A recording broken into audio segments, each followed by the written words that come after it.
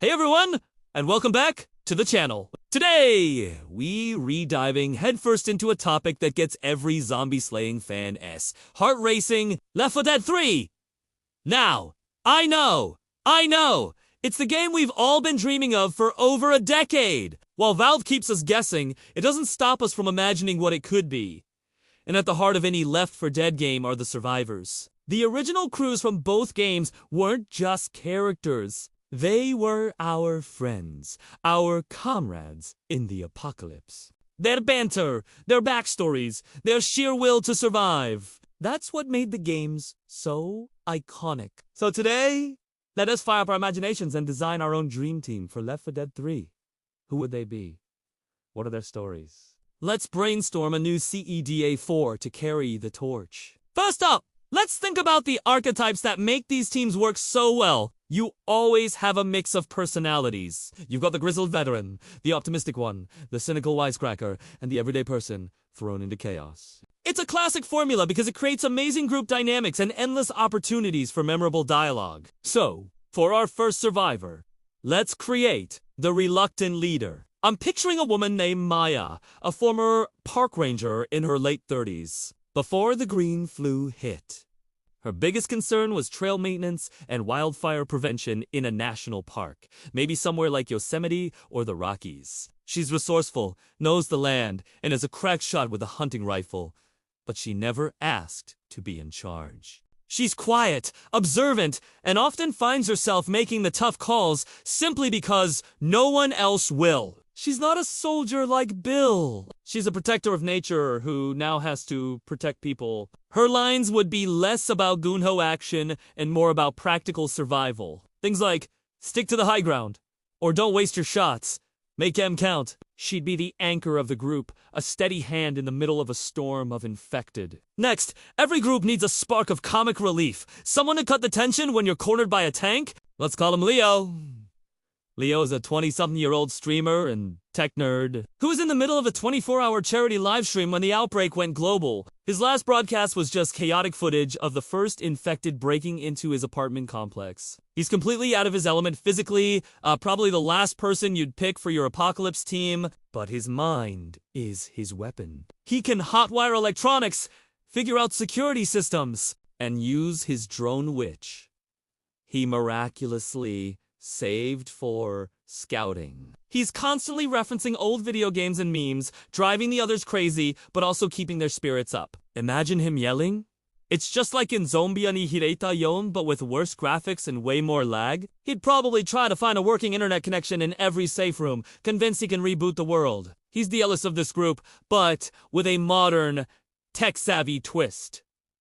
His optimism isn't naive. It's a coping mechanism! A way to process the unbelievable horror by filtering it through the lens he knows best.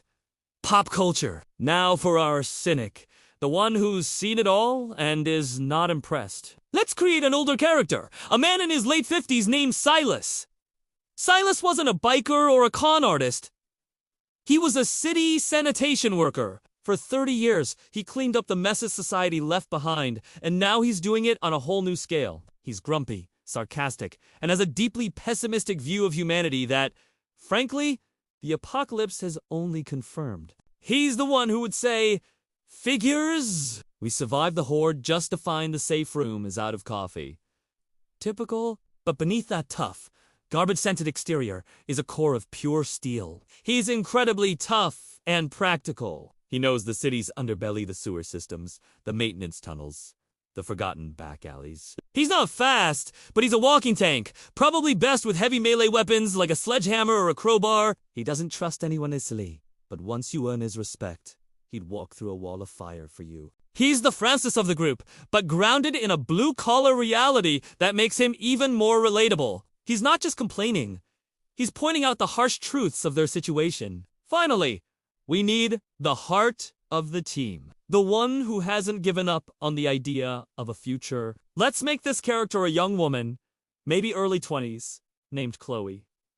Chloe was a paramedic. When the outbreak happened, she was doing her clinical rotations in a busy city hospital. She saw the infection spread from patient zero. She saw the system collapse from the inside out. This experience didn't break her.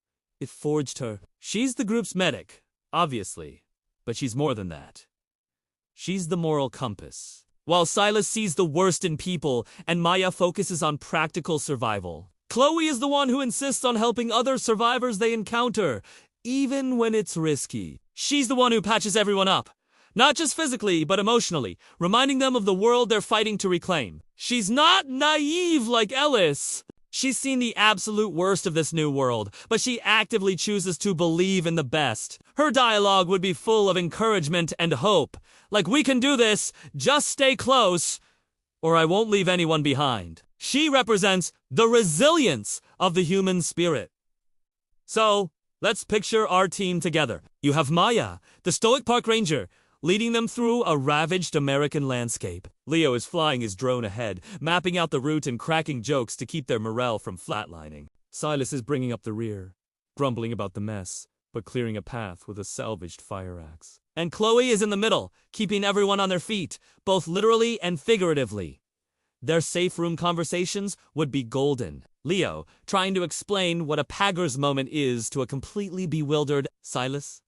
Maya quietly cleaning her rifle, while Chloe tries to get her to talk about something other than survival. The dynamic is all there. You have the wilderness expert, the tech whiz, the city survivalist, and the healer. They cover all the bases, not just in terms of gameplay skills, but in personality. That a found family, a mismatched group of nobodies who become heroes out of necessity. They argue, they joke, they despair, but ultimately, they have each other's backs against a world gone mad.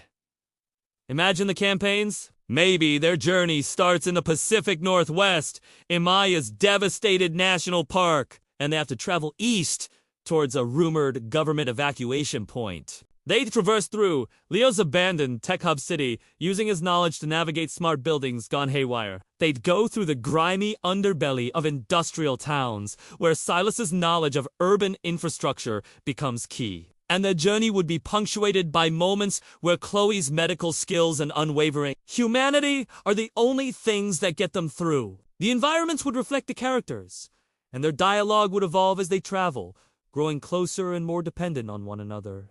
You'd hear Leo get a little more serious, Silas crack a rare smile, Maya open up about her past, and Chloe show a harder, more battle-weary edge. That evolution is what makes these characters feel alive. It's not just about getting from point A to point B. It's about the journey they take together as people. What do you guys think of this crew? Maya, Leo, Silas, and Chloe. Do you think they have what it takes to survive the apocalypse? What kind of special infected do you think would be their worst nightmare? Drop your own ideas for Left 4 Dead 3 survivors in the comments below. I'd love to read what kind of characters you'd create. What archetypes do you think are essential for a new team? Let's keep the dream alive, because who knows? Maybe someone at Valve is watching. If you enjoyed this little thought experiment, be sure to hit that like button. And if you haven't already, subscribe for more content just like this. It really helps the channel out, and it means you won't miss our next dive into gaming's greatest Thanks so much for hanging out with me today. Stay safe out there, and I'll see you in the next video.